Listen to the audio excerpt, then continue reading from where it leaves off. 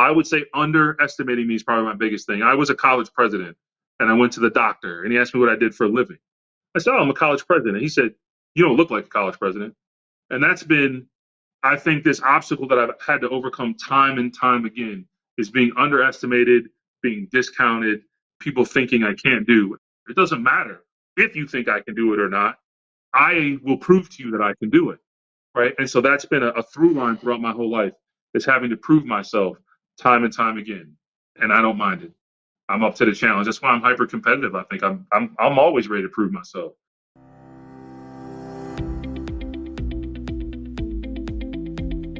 Welcome to Running is Cheaper Than Therapy podcast. I am your host, Dr. Weta L. Brown.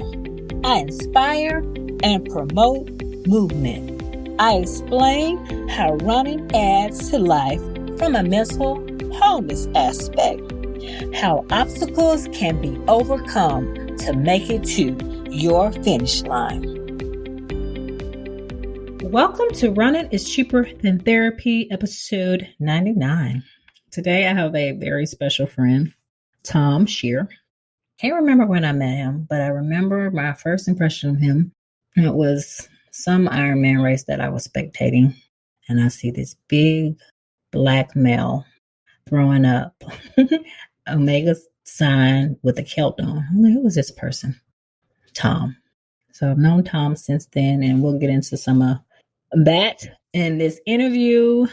But let me give you a little history about Tom. He joined his local Boys and Girls Club on his 7th birthday, and he attributes the Boys and the Girls Club to being one of the most positive influences on his life. It is then he started his fitness journey. It also fostered a sense of commitment, work ethic, entrepreneurial drive, and love of sports. Tom began his career in the Navy as a damage control assistant.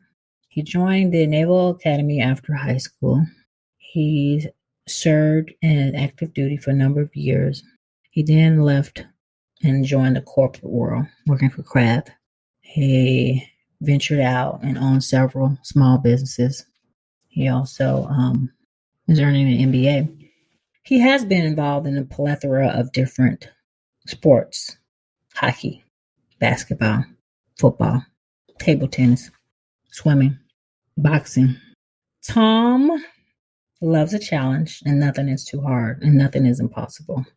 He's very competitive, although you wouldn't think so, because he just has the kindest, sweetest heart. He's like a big teddy bear.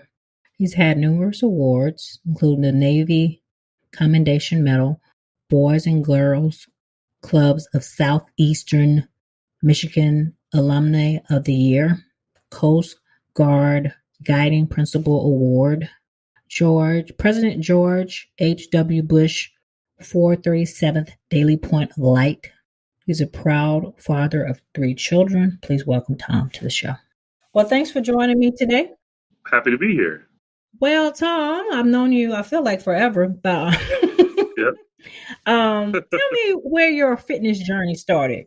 Like most things in my life, fitness started at the Boys and Girls Club. I joined the Boys and Girls Club on my 7th birthday, and went to the club every day and played every sport, most of them not well, especially when you're a little kid, but learned to play most anything up there. We played soccer, we played football, and sports and athletics became the great equalizer for me. I grew up in a fairly racist neighborhood. I was the only black person, and I wasn't really accepted by the neighborhood. People would yell, get off my sidewalk, N-word, et cetera, all that fun stuff. So that's where I was at school, and that's where I was, on the weekends. But when the Boys and Girls Club was open, I would go there, and I was just Tommy Scheer, and I was accepted and loved. Mm-hmm. Felt like I belonged there. Was amazing. And one of the main things we did there was play, and sports was one of the main things we played. So sports for me always became this thing that was there's a scoreboard, right? It's fair. It's even.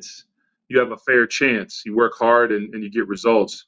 I left that school system around the 7th grade and went to 60-70% black school district, and they once again didn't accept me because I was different. I was a kid in tight jeans and Van Halen t-shirts because that's what we wore at the school the day before, right? And so once again, I'm not accepted. Uh-huh. Where did you grow up? I grew up in Redford, Michigan, and then moved to Southfield, Michigan. Okay. Okay. What made you join the Boys and Girls Club? It was a block from my house, and I saw it every day, and it seemed like the kids were having fun, and I wanted to check it out. Okay. So when you moved, did you continue with the Boys and Girls Club, or that's where you got your start? No, always. I am involved in the Boys and Girls Club to this day. I'm on the board of the Boys and Girls Clubs of Lancaster, Pennsylvania. But I was a member all through elementary school to high school till I went off to college. When I was in college, I volunteered on the weekends. After college, I volunteered as an adult, donated money. At some point, I went back and worked at national staff for the national headquarters, and then started to work as a board member after that. So it's been always been a part of my life, and probably always will be. Boys and Girls Clubs, in fact, is in my will. Boys and Girls Clubs of Detroit get some money when I pass away. So literally, it will always be part of who I am. Okay. So after Boys and Girls Club, did in high school, college, did you participate in any sports? I played junior Olympic table tennis when I was a kid, so got a gold and bronze medal in table tennis. High school was swimming and football. College was boxing. And when I got my MBA, it was hockey. So I've played a whole bunch of sports. Yeah. So out of all those sports, there's just a wide variety of different sports. Football, what position did you play? Offensive tackle, left tackle, protect the quarterback. And what got you into swimming? I just like swimming. I like being in the water. And my sophomore year, I said, man, I'm going to join the swim team. And then, Did you know how to swim a little bit before? I mean, a little, like I learned at Boys and Girls Club camp, right? I could get from one end of the pool to the others, like splashing around, but not well. And the swim team, I learned how to swim really well. Well, that's good because I know a lot of African Americans don't really get much as far as the swim background. I know I did. Yeah, the captain of the swim team was a black guy named Charles, who became my best friend. We had a lot of black dudes on the swim team, but we would go to swim meets, and it would be our team, and then the rest of the league was all pretty much white guys. So we had almost the only black swimmers. Did you have a favorite stroke? Breaststroke. Love breaststroke. Love it. And hockey. How did you get involved in hockey? That's different too. Man, I grew up watching Hockey Night in Canada when I was a kid on my little black and white TV in Detroit. Always wanted to play hockey. We didn't have the money to play hockey when I was a kid. And when I was looking for business schools, I said, man, I'm going to find a business school with a club hockey team. And I joined and learned to play hockey, played hockey every day at University of Michigan without fail, 6-7 days a week. So what inspired you to join the military? Did you join right after high school? You went to the Naval Academy. Yeah, I went to the Naval Academy. So I was a Sea Cadet, which is like a ROTC program, but not affiliated with a school. So we had a YP, which is like a little yard patrol craft. Jimmy Carter actually served on the exact same YP that I was on as a kid. I always have kind of an affinity for Jimmy Carter, and I hope he's doing well. I know he's home right now and struggling a little bit. With that said, I was on the water since I was about 11, and I always loved the water. And I said, man, I'm going to join the military when I grow up. And then as I got a little older, I said, well, I'm going to join the Navy. And as I got a little older, I said, I'm going to go to college. And then I said, man, I could go join the military and go to college by going to the Naval Academy. And so I pursued that. I got into the Naval Academy. I have a sense of duty and always want to give back. It goes back to, even if you want to take it back to sports, being a left tackle, I protected my man Darzell, our quarterback. I was blindside. When I played hockey, I was a goalie, was protect the net. And there's always been kind of a protector in me. And so joining the military was defending and protecting other people.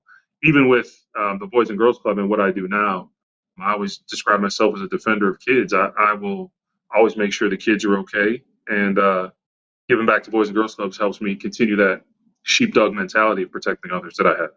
Well, thanks for your service. Absolutely. It was a blast. I'm wearing camouflage today. We didn't wear camouflage in the Navy, but I mean, you got my camouflage on today. How long were you in the Navy? At the Naval Academy from 90 to 95, and then active duty from 95 to 2001, and then reserves from 01 to 03. So what attributes did you attribute from being in the military that you gained? Man, I am not a morning person, and the military forces you to be a morning person and forces you to do a lot of things outside your comfort zone. And so, yeah, sense of duty, serving others, a military mindset, this operational, let's get it done, let's make things happen mindset, mission accomplishment, doing things with purpose. I got a lot of that from the military. Yeah, it carries through to this day. So you have quite the impressive resume.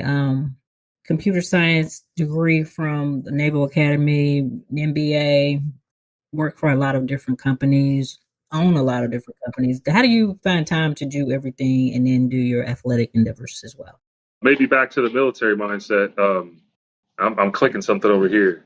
I keep everything on a spreadsheet and everything organized. That's my races. That's everything. Like organization, organization, organization. And some things get through.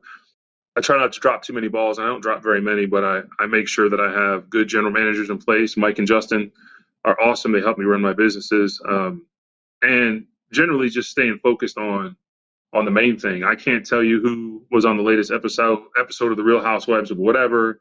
I can't tell you a lot of stuff in pop culture because I don't let it take up a lot of my bandwidth. So my focus is on enjoying life, my kids, my godson, running the businesses, and taking care of others and doing my races. So I don't do a lot beyond that. Okay, but that's enough. Yeah, that's a lot, and I think you can meld it all together. I went to Alaska. I visited 49 states, and I hadn't been to Alaska yet. I said, man, I want to go to Alaska. They created Ironman Alaska. It's a great way to combine wanting to do sports, wanting to be with friends, and wanting to see the 50th state. So did the Mayor's Marathon, half marathon, and did the Ironman Alaska, and had a blast.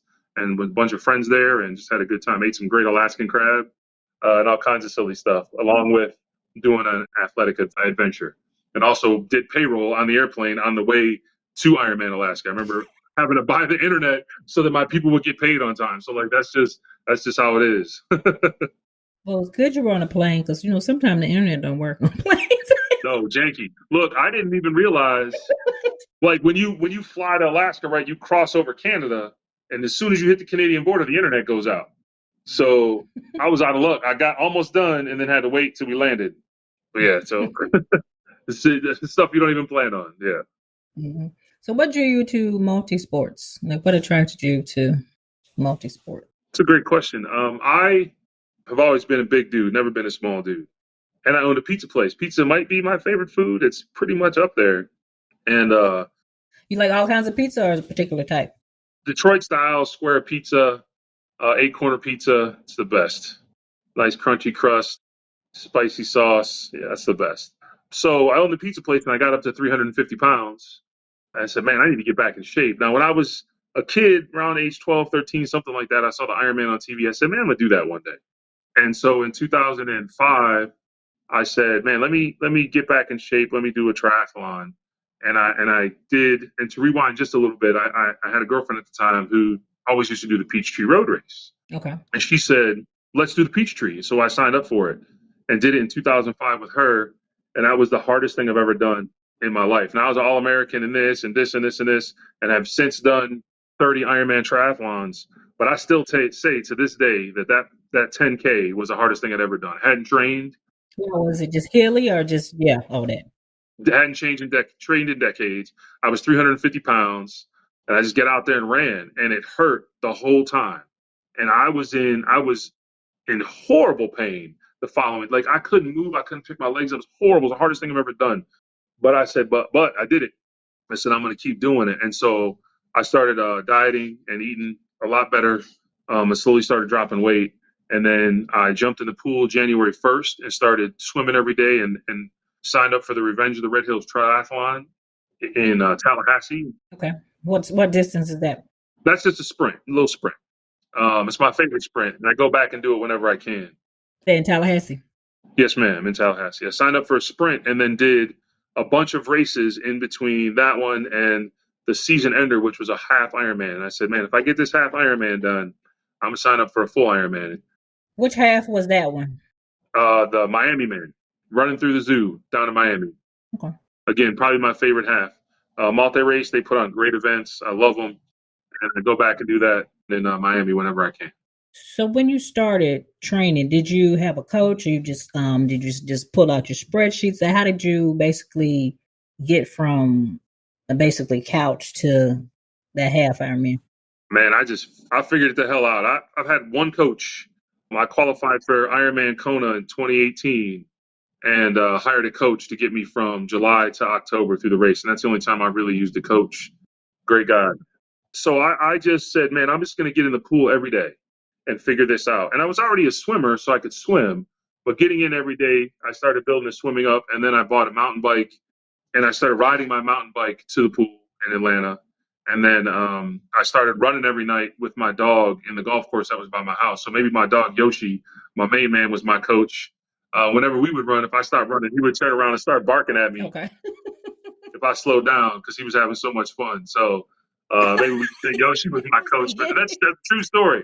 We'd be running, and if he would turn around, I'm like, man, I'm coming, man, golly. So that was my dude. So maybe Yoshi was my coach there for a while. I think then finally, in fact, when I raced Kona, Yoshi had passed away 3 years earlier, and on my right wrist, I wore his dog collar No.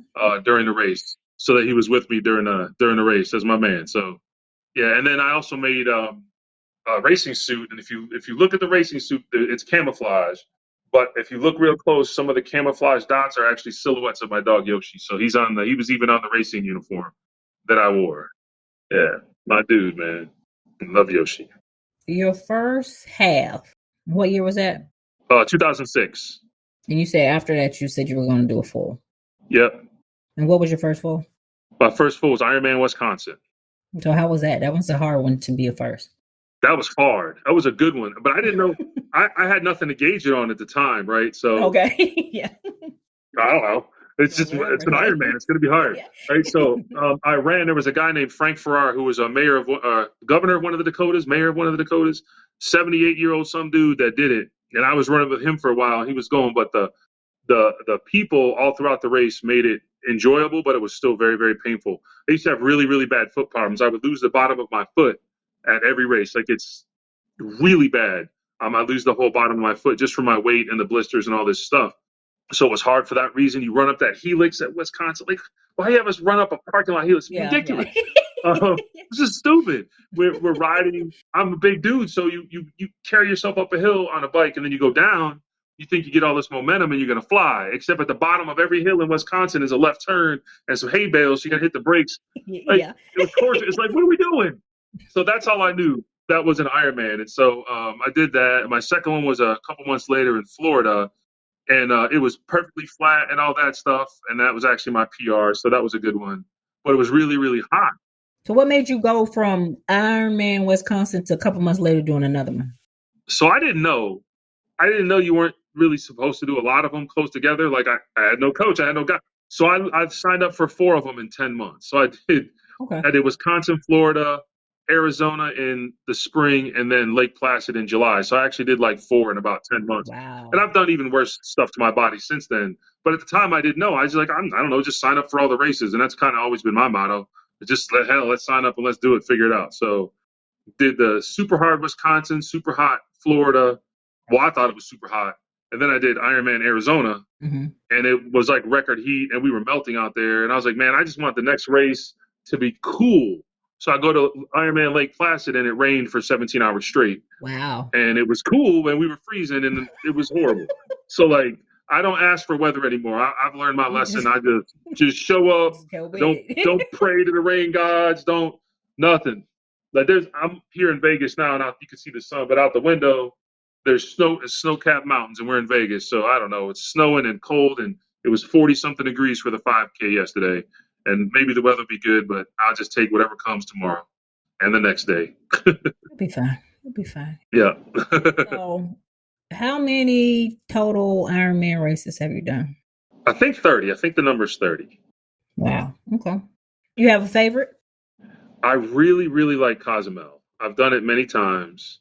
Why? I like going there. It's relaxed. It's a good swim now. It used to be a horrible swim. You used to have to swim into that current. Now you just swim with the current. The bike course is windy and hot. Some years there's been fire. Like a building was burning down one year we did the race. There's always been an adventure. I'm not scared of many, many things in life, but spiders that are about this big, I'm scared of.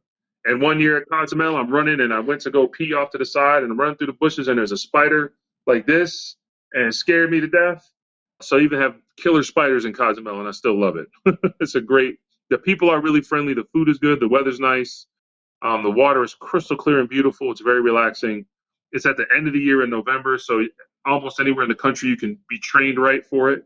Whereas like Texas is early year race, so it's harder if you live in Michigan to like train for an April race, right? But Mm-hmm. Yeah, so everything, it's just one of those. And then Wisconsin is way up there, and of course Kona is way up there.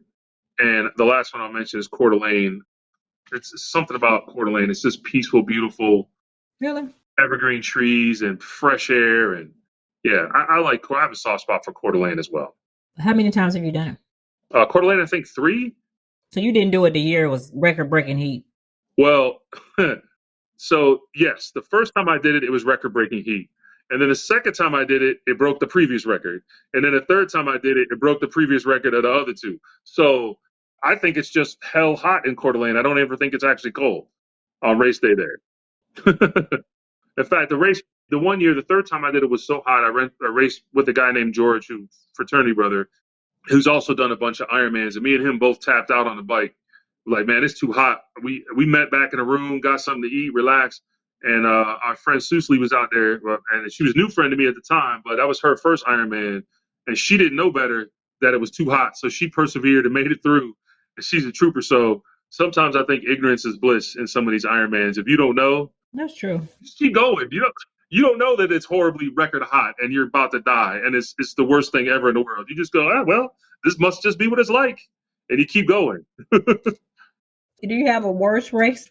If our friend Candace is watching this podcast, she just heard me shell and shout Maryland. I do not like Maryland at all. Why? It's jellyfish? I don't even mind the jellyfish, although they suck too. The jellyfish are cool. They give you high fives across your face during the whole swim, on your back. The logistics are crazy. You have to take cars and bikes and like all this stuff just to get to the race.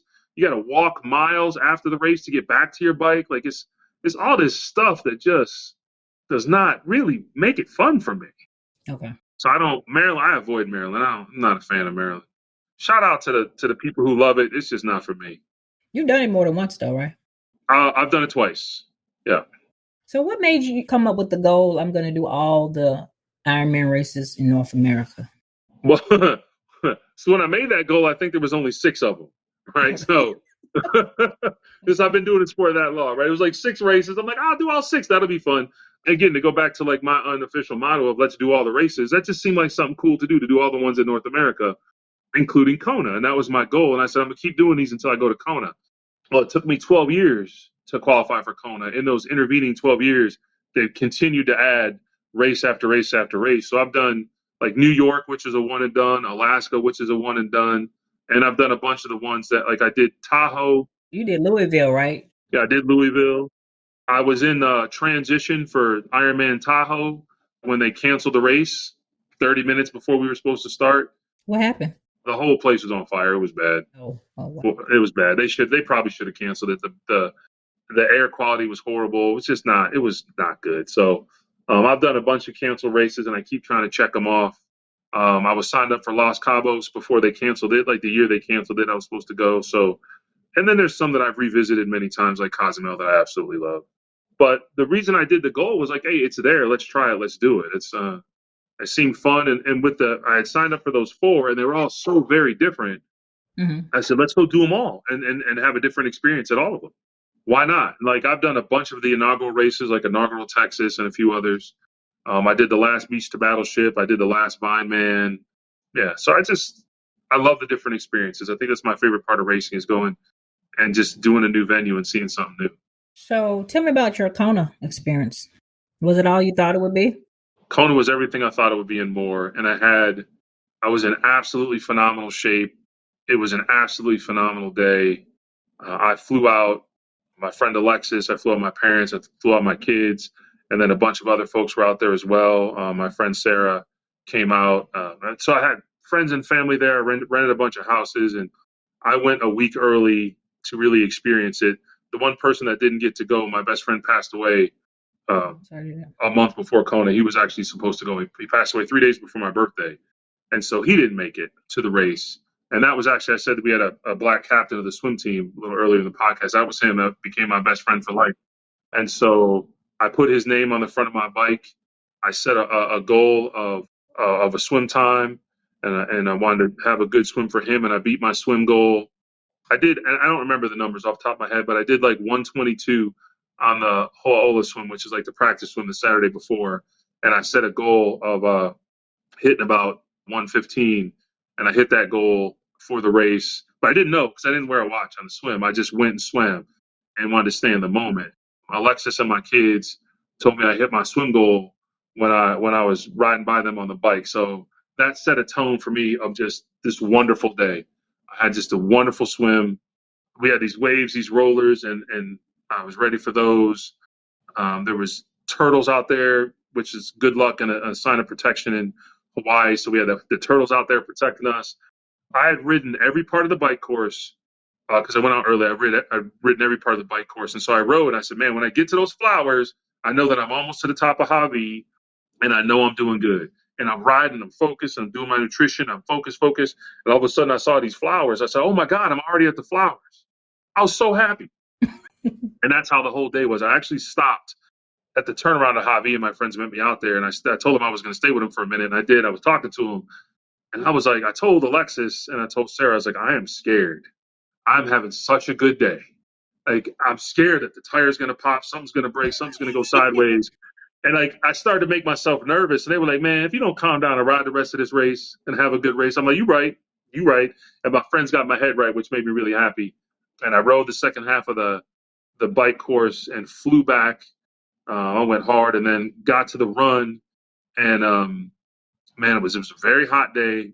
And that, like, I have newfound respect for the pros and for everybody that completes Kona, because they tell you about the lava fields. They tell you about, you don't really realize how desolate the Kona run course is. You're out there by yourself.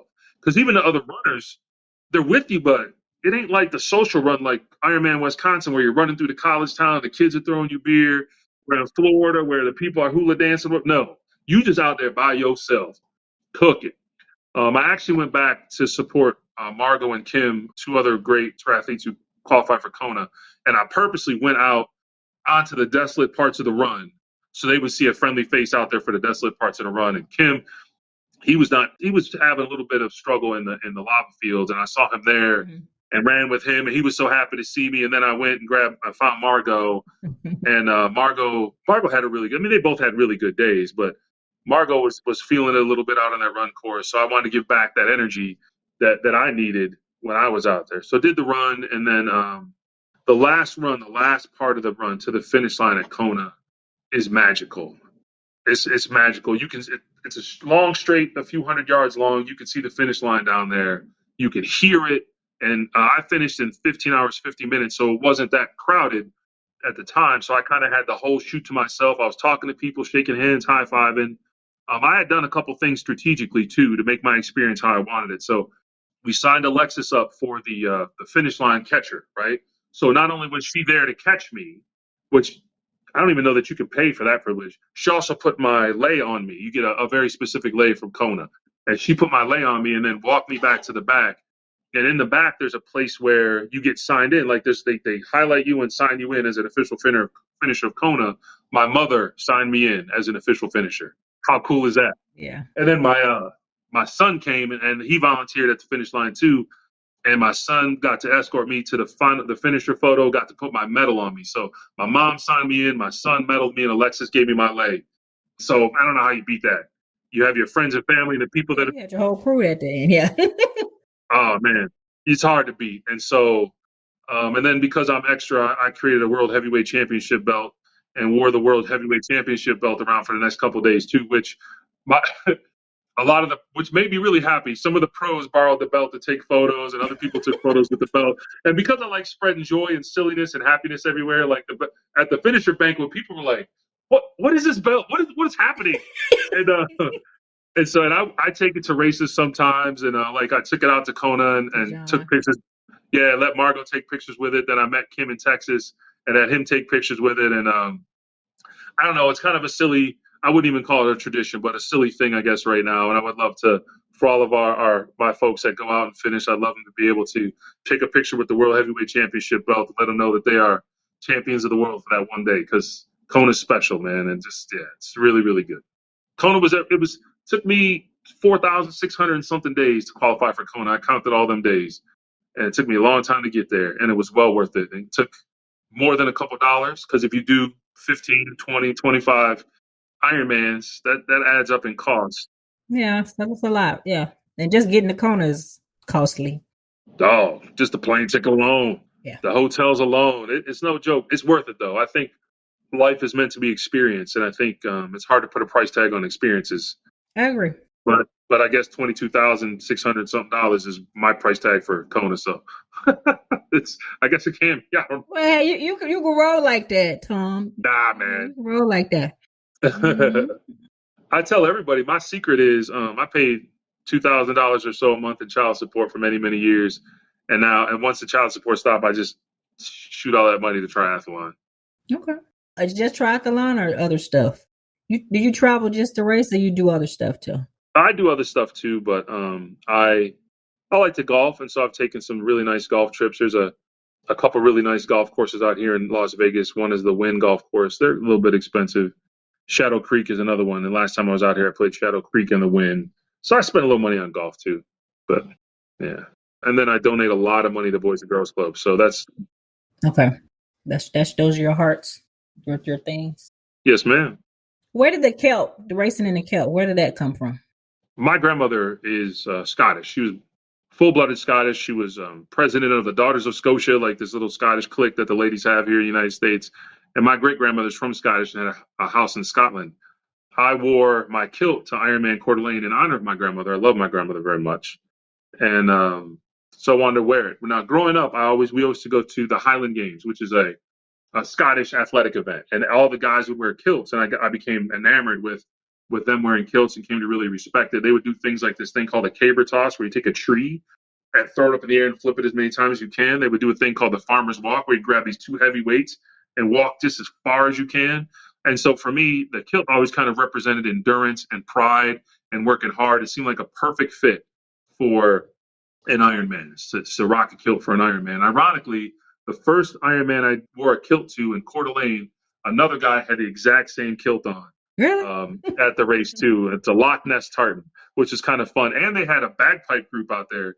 So I had the full Scottish experience out there for my first one. Another dude in a kilt.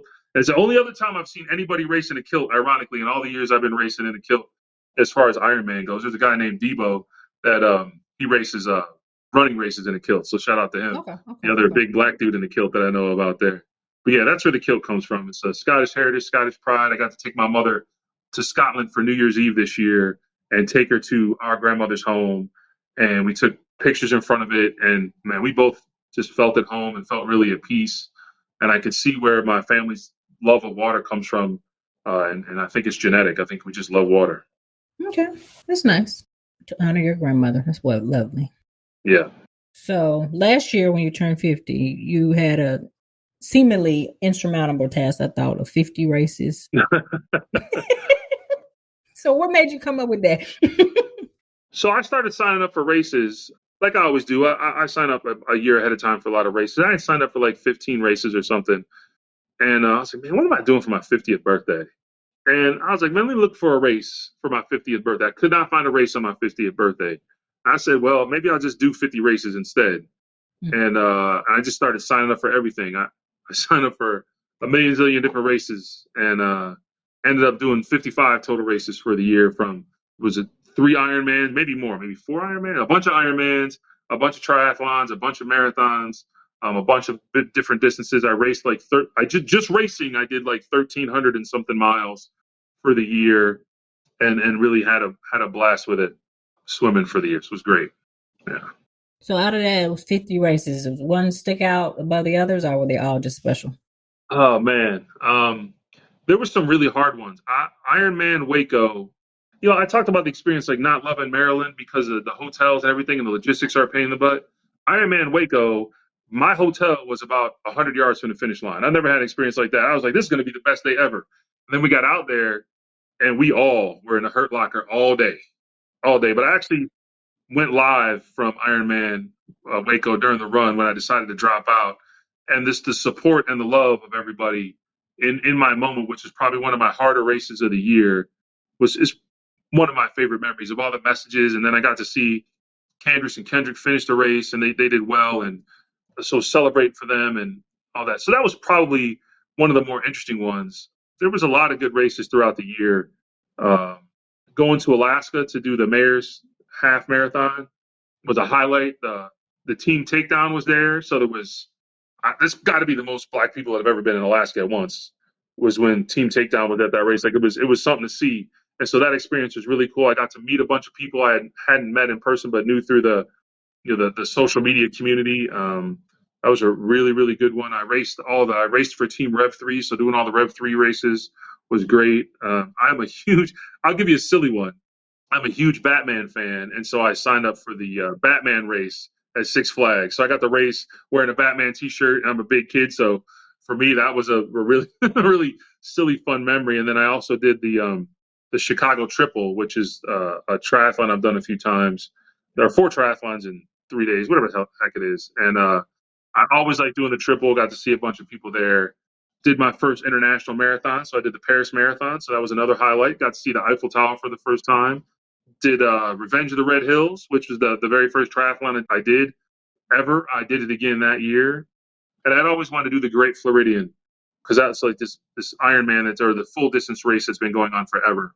And so got to do the Great Floridian too, which has also been on my bucket list for a very long time. So yeah, a bunch of that stuff just came together and went really really well, and really really enjoyed the year.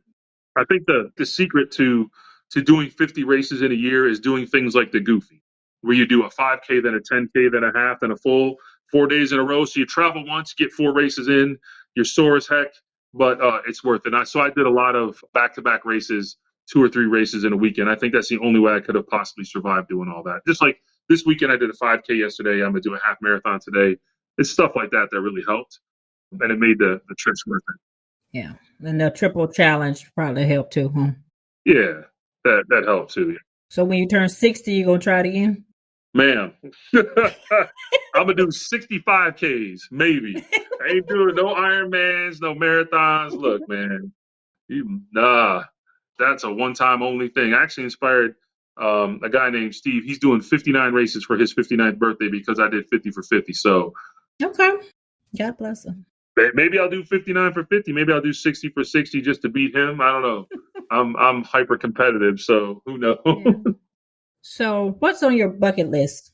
Since you've done so much, do you have a bucket list as far as triathlons or Challenge Roth? I still want to do it. Mm-hmm. Wildflower, I always want to do. They canceled it the year I signed up, and kind of a victim of COVID and some other things.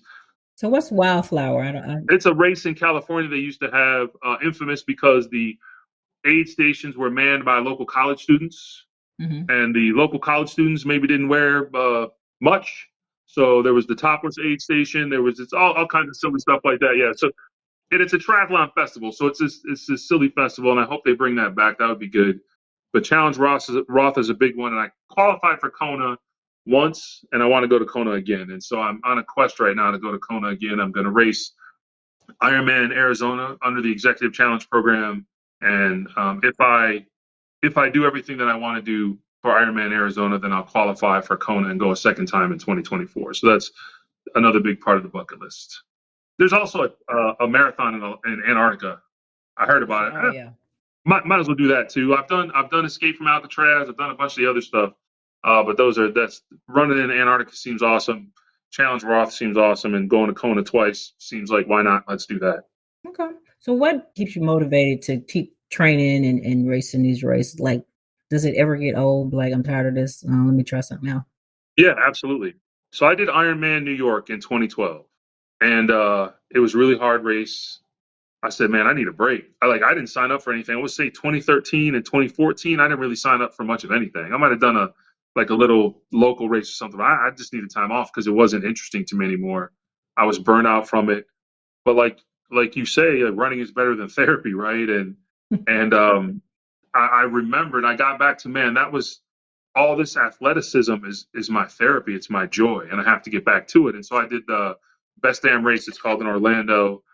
I started playing hockey again and a bunch of stuff like that, and got back to what I really love doing, which is just being active and joyful. And so playing hockey in Jacksonville with those guys and hockey in Orlando and Daytona kind of got my pump prime for athleticism again. Okay. Yeah. So I have there's other stuff on the bucket list too that aren't athletic, but they are a test of endurance. I've taken my boat 3,000 miles. And I want to take my boat 6,000 miles. This thing called the Great Loop. So you go down the Mississippi River to the Gulf of Mexico, around Florida, up the Atlantic coast, through the Erie Canal, and through all the Great Lakes. I've done half of that. I want to do the whole thing, and so that's also a test of endurance because you have to stand at the wheel and steer for 12 hours a day for about 3 months, 4 months, and I'm going to do that as well. You have to have like a crew to go with you and all that good stuff.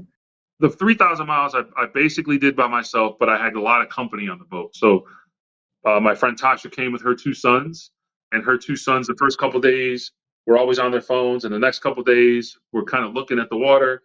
And the next couple of days, they wanted to go fishing, and they were just living the boat life and enjoying it. And I want to share that experience with as many people as possible. So, yeah, whoever wants to come can come. My friend James and his son Lorenzo were the first ones on the boat with me when I left. Lorenzo, 12, drove the boat better than anybody else that had been on the boat that whole time. Kid was amazing. It was like a video game to him. He had it nailed. That kid was amazing. So I'd love to have him come back on the boat because I trust him with my boat more than anybody else. And then I had just a bunch of friends that came for a day or for 2 days or 3 days. Mom came for the last leg of the trip. And of course, the only time I got boarded by the Coast Guard was the day Mom was there because that's the kind of luck she brings me. It's my girl. I don't know why. Mom can attract craziness, man. Let me tell you what. She's just hanging out with the Coast Guard. Hi, how's it going? I'm like, Mom, this is the police pulling us over, Ma. And she's just happy as can be. Like, come on, Ma, you're killing me right now. So that's my girl, man. She's a mess. I love her to death. Yeah, so that's another one of those goals that are out there. So I do have goals beyond sport, but they're all about pushing your limits and seeing what you can do and enjoying life. I want to do like an ultra one day, like a 50-mile run. I am going to ride my bike from Brunswick, Georgia to Key West one day. So some things like that. Okay. Wow. How many miles is that? I don't even know. That's like I didn't know. I just signed up for 4 Ironmans. I don't know how I'm going to go from Key West to my house in Brunswick, but I'm going to do it. I'm just going to figure it out. I don't know. Okay. Long, a lot. Shit, it takes 10 hours to drive or something. I don't know. So I'll figure it out. It's probably longer to drive than that. Yeah. This is 8 hours from Tallahassee to Miami. So I'm thinking it's in Georgia's probably, yeah. So there you go. And then the Keys is another long drive. I don't know. I'm just going to go and figure it out.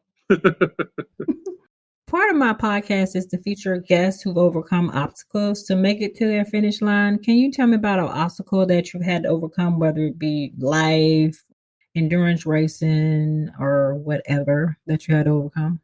I'll give you a fundamental one, simple one.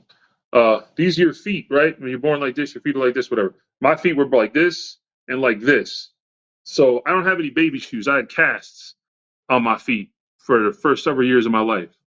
Yeah, club feet. Club feet, pigeon toed, and then the bones were turned in on my legs too. So my legs were broken several times as a kid. I remember running around in cast in a bunny suit one year, and so that was a big one of just having to overcome physical differences. I had somebody tell me just the other day, "Are you sure you're ready for a half marathon?" And most of my friends that know me will laugh because I just go wake up and do a half marathon with no problem. But yeah, when you see a 6'3", 270-pound dude, you're like, can this dude do a 5K? I'm like, I just did an Ironman 2 weeks ago, pimping. Like people just underestimate me all the time, and so I would say underestimating me is probably my biggest thing. I was a college president, and I went to the doctor, and he asked me what I did for a living. I said, "Oh, I'm a college president." He said, "You don't look like a college president," and that's been, I think, this obstacle that I've had to overcome time and time again is being underestimated, being discounted, people thinking I can't do. And again, to go back to the beginning, one of the things I talked about in the beginning of our podcast was I love sport because it's a great equalizer. It doesn't matter if you think I can do it or not. I will prove to you that I can do it, right? And so that's been a through line throughout my whole life, is having to prove myself time and time again, and I don't mind it. I'm up to the challenge. That's why I'm hyper competitive. I think I'm always ready to prove myself. The dude came in this room right now and said, "Hey man, let's walk 50 miles. Let's go." Like I'm up for a challenge. It don't matter what it is. I'm ready, and I stay ready. And so I would say what comes along with that is I have to not always have a chip on my shoulder. I have to soften up a little bit. I have to show love and compassion and be joyful. And so I've really focused a big part of my life too on bringing joy to the world in small ways every day. And so it's finding balance. So yeah, all of that kind of comes together in physical things to overcome, whether it's my weight or whatever, or the way my feet were. Now I can't freaking see when I swim because I'm older and my we all need glasses, but I don't wear, like it's just, there's always some physical limitation. There's always some time limitation. If you own a few businesses and you have kids and you're trying to date and you're trying to do all this stuff, there's always something, and you just have to find a way to overcome it. And I think if you face life with a smile and keep fighting, you'll overcome it. That's true. That's true. So if an adult Tom could go back and talk to your younger self, what advice would you give yourself? I would say pursue your passions more. I have a computer science degree because it made sense. It was the mid 90s. Computers were coming online. And I like programming, I like doing computers. I said, let me get a computer science degree because logically that makes sense. I wish I would have gotten a naval architecture degree. I love architecture. I love designing boats. I love being on boats. And who knows, I might have been the world's greatest naval architect right now. I don't know. But that's a passion that I didn't get to pursue. I wish I would have picked up Spanish much earlier in life and foreign languages. I liked it. I liked the idea of learning foreign languages, but I didn't pursue it. And so I would always tell my younger self, pursue your passions. I picked up painting was I 43 or 44? I painted for the first time. I didn't skate for the first time in my life till I was about 37. I had never had skates on my feet. And I went on to be a really, really good goalie. And had I pursued that passion when I was a little kid, I might have been a professional hockey player. Pick your thing. I think I would continually tell 7-year-old me to pursue my passions and pursue my joys. Okay. But maybe you didn't then, but I see you now, and I see you like, okay, I want to do this and I'm going to do it, which is, I think you're pursuing your passions now in a different way, but. Yeah, absolutely. I love it. I live a very joyful and happy life. And we all have our days, right? We all have our things. And like a simple example is, you asked me what I did for my 50th birthday. I did 50 races, and because I give 110%, I did 55 races, right? What I really wanted to do for my 50th birthday, and I kind of set this goal. What did you want to do? I wanted to go somewhere, and I've never really celebrated a birthday.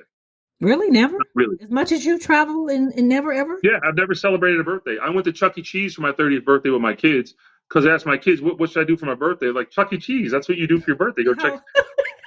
So, that's like literally, but like I've never like gone on a trip for my birthday or anything like that. And so I had this goal of celebrating my 50th birthday with my wife somewhere fantastic. Mm-hmm. Don't have a wife. I was single for my birthday. And so I didn't do anything for my birthday. I actually drove from Pennsylvania to Georgia to go. I needed to see my mom for something. And so that's what I did for my 50th birthday, is that I just drove down the highway. But what I really wanted to be doing was swimming at the beaches in Thailand or something like that with her. So that's something that I wanted to do and didn't work out. So life is full of joy, but there's also some things out there that I'm still working to fix and put some resources behind and achieve. I agree. But if you wanted to swim, just swim. You might have met your wife in the sea or something. You never know. I might have. Well, and right, and right, and I continue to live life. And I also I'm transparent. Like, I hired a matchmaker. I spent $25,000 on a matchmaker, and I'm currently in the process with a matchmaker because I did not meet that goal, if you will. I didn't have that vision. It's and it wasn't like a checklist. It was just kind of this vision I had in my head. And so I've hired professionals because what I'm doing isn't working. And so I've hired some professionals to help me with that journey. So who knows, maybe doing this podcast today, there's somebody out there watching this podcast that might send me a little DM. God knows, but you never know. That's what they say, right? Yeah. So any last minute words of advice from our listeners? Running is better than therapy is a real thing. Go out and move your body. Get some sunlight. There's sun on my face right now. And this morning, I spent an hour getting some sun on my face. Find some time for peace. Put your phones away. Engage with the world around you. Move your body and just do things that you're passionate about and do something new. Pick up a new hobby. You never know what you might find joy in. I started making jewelry. And I like making jewelry now. It's just something I do. Some quiet time with some beads or some leather, who knows what that might be for you, but go out and just try something new, man. You'd be surprised. Yeah. Well, thank you for joining me today for your pearl of wisdom. Yeah, this was fun. Thank you for your time. I know it takes a lot for you to put the podcast together and coordinate everything. It's no small feat. And I would say this podcast started out with you kind of as a labor of love, and now it's something you do quite often. And I've listened to quite a few episodes and really enjoyed them. So thank you for having this out there for us. Well, thank you for listening. I appreciate it. Of course. That wraps up this episode of Running is Cheaper Than Therapy podcast. Thank you for tuning in. If you already haven't, please download Running is Cheaper Than Therapy podcast on Apple, Spotify, or however you listen to your favorite podcasts. If you have any questions, concerns, or possible show topics, please email runningischeaperthantherapy, OLB, Omaha Love Brown @gmail.com. Again, that is Running is Cheaper Than Therapy, Omaha Love Brown @gmail.com. I also can be reached via Instagram, Facebook, Twitter, LinkedIn, and my website at www.weouilove.com. Thank you for listening, and please tune in again.